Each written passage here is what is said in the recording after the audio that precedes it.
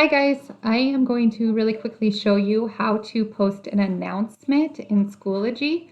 Announcement is a little bit different than an update in that it doesn't matter what landing page your students are on, the announcement will always show up at the top of their page. So here I am on a student page in updates and this announcement is here. And then when I click over to materials, that announcement is still there as well. It also gives your students a notification that the announcement has happened as well as another benefit to it. So this again is the view from the student page, and now I'm going to go ahead and go into my page and show you how to post it from the teacher's end. So if I go into my course and I go into updates, I'm going to write my update here. Hi students, happy Friday.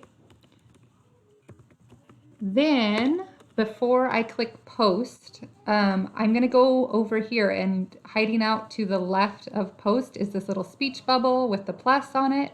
You're just going to click that, and then there's a bell, and it's as simple as clicking that bell to make it show up at the top of the page.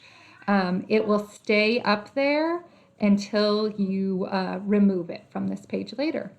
So hopefully that's helpful, and it's something that you can use to make sure that no matter where your students are in Schoology, they're seeing those important announcements at the top of their page.